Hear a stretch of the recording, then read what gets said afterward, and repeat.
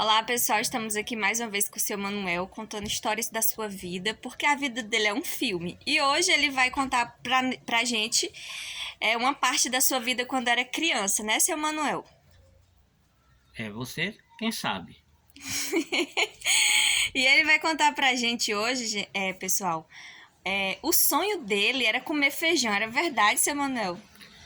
Pois é, às vezes a pessoa tem tanto sonho e sonho tão alto e existe sonho tão pequeno que não está no alcance da gente. Por exemplo, nessa passagem que eu trago para a sociedade pelo motivo da incentivadora mídia social que tem divulgado hoje, inclusive, como eu falei, eu citei a respeito de um líder nacional que falava aqui para a nação que quando era pobre passou o momento que comeu calanga assada. Então me veio a despertar também que eu posso também dar meus testemunhos que apesar de não chegar a ter comido calanga assado, nem passado fome, mas teve trajetória da minha vida que foi muito interessante também, né?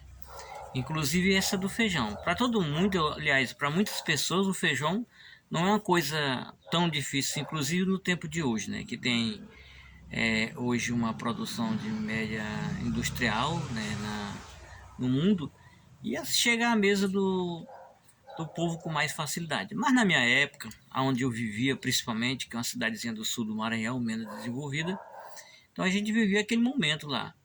O feijão que existia na época, né, era aquele feijãozinho roxo, era o barrigudinho que o povo chama. Aquele carioca, ninguém nem se via falar em feijão carioca. E então eu conheci o feijão roxo que era produzido pelos pequenos agricultores da região. E para mim, eu achava logo criança, né? E era uma das comidas que eu mais gostava. Mas nós tivemos momentos que não tinha como comer, porque não tinha, me faltava na mesa. Inclusive nessa época de depois que nós mudamos para a cidade, que a gente ficou vivendo um tempo assim que enquanto a minha avó era viva, ela tinha um pequeno auxílio e às vezes contribuía, a gente comia um feijãozinho, às vezes duas, três vezes por semana, daí até bacana. Mas depois que foi nessa época que eu contei agora há pouco, né, na trajetória depois que eu aprendi a pescar, a minha avó já tinha falecido, então ficou mais difícil, porque nós ficamos sobrevivendo por um tempo praticamente dessa renda, dessa criação desses animais, desses porcos que minha mãe tinha na fazenda, no interior, lá na terra do compadre dela, e da onde a gente tinha saído, onde a gente morava anteriormente, e que a gente veio para a cidade. Então nessa época que a gente veio na cidade, a gente passou essa fase, né? Que a gente estava vivendo aquele momento, né? De comer carne de porco com farinha. E a gente era um cardápio que você tinha de manhã, meio de tarde, de noite e passava dias comendo essa comida.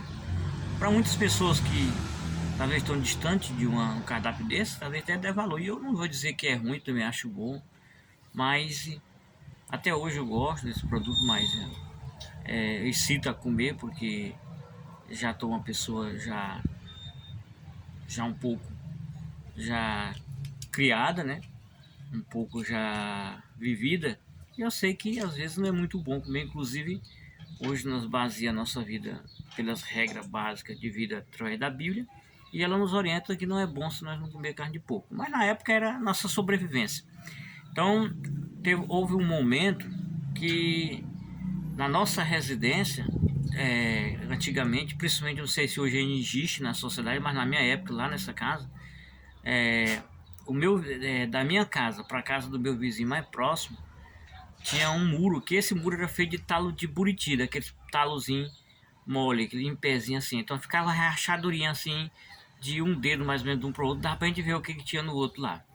E as nossas residências naquela época não tinha energia e nós alumiava com a luz de lamparina. E por esse motivo, o vizinho também, lá do lado, né? Tinha um pessoal, uma família lá que vivia de agricultura, né? A renda deles era plantar e colher lá numa região lá perto. E eles colhiam arroz e feijão para comer o ano inteiro e trazia para casa numa época que também tinha uma família de crianças, de adolescente para adolescente da minha idade, do meu tempo. E eles ficavam na cidade para estudar e as pessoas mais velhas iam para o interior para produzir esses alimentos. Então,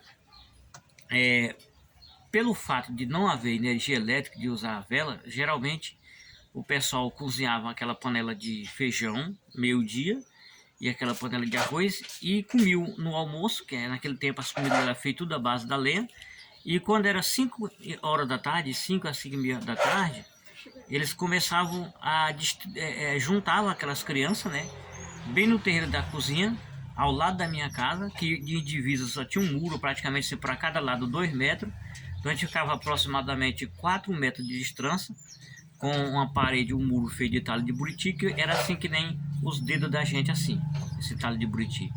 E dessa forma, o que acontecia?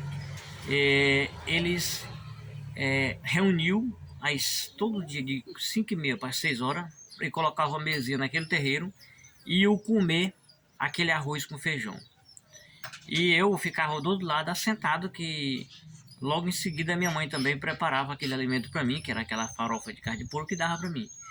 Mas aí eu ia, sentava lá antes da minha mãe botar para mim olhar para aquele menino comendo aquele arroz com feijão, que para mim era a melhor comida do mundo naquela época, hoje ainda é. Mas para mim eu passei a viver um sonho, né, de um dia poder comer arroz e feijão daquele jeito que eles estavam comendo. Para mim era a melhor comida do mundo. E olha que eu observava que a comida que eles estavam comendo era só arroz e feijão, não sei nem se tinha gordura. Mas o critério de cada um de nós, né, de todo ser humano, é achar que o bom é o que é do vizinho, né? E eu, como criança, né, de 8 a 9 anos de idade, eu ficava ali, enquanto eles não paravam de comer, comendo com a mente aquele arroz com feijão. Enquanto eles não paravam de comer, eu não me saciava a minha fome. Às vezes, eu tinha dia, né, que eu ia comer aquela farofa de carne de porco com farinha, e viajando na mente, né, que era o feijão. Tinha vezes que eu fechava o olho para ficar mastigando assim, imaginando que era o feijão. Então, para mim, foi muito doloroso essa passagem aí. E não foi só isso aí, foi muitas passagens, mas tem fatos que chamam a gente a atenção. Por exemplo, a questão do peixe, quando eu peguei o peixe. A questão desse feijão, quando eu acompanhei esse povo comer esse feijão, que para mim era a melhor comida do mundo, que para muitos pode não ser nada, para mim é maior. Eu ficava ali praticamente espiando, né? Espiando aquele feijão ali, como o pessoal chama na época, né? E pode existir até hoje palavras que façam muito mais vergonha. Para mim não é vergonha contar uma realidade, um fato que aconteceu comigo, né? E mostrar onde está a veracidade da altura do poder de Deus, que tem muitas vitórias também. Eu não fui um dos piores, eu sei que eu fui muito abençoado, graças a Deus nunca faltou nada para mim. No próximo vídeo eu vou estar contando para vocês uma trajetória que após isso aí, dentro do mundo da pesca também, da minha pequena pescaria, né, que aconteceu comigo. Então foi veracidade de cálculos, de coisas, de fatos que aconteceram na minha vida, que vai mostrar para o povo que às vezes uma simples comida torna um grande sonho de alguém, né, como aconteceu comigo.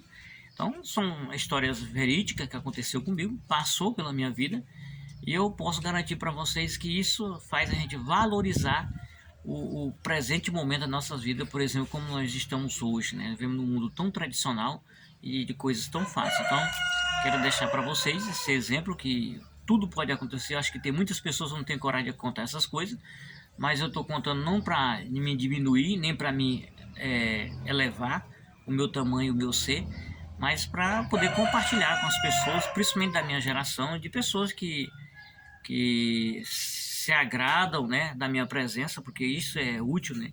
Pessoas que gostam da palestra da gente. Então, aqui compartilhando com vocês fatos que aconteceram, fatos reais com a minha vida, que com certeza aconteceu com muitas pessoas, mas estou aqui colocando na sua visão firme e esperando que vocês assistam a outra parte do nosso vídeo. Muito bem, obrigada, seu Manuel, por compartilhar mais um episódio da sua vida. E até o próximo vídeo. Tchau! Tchau!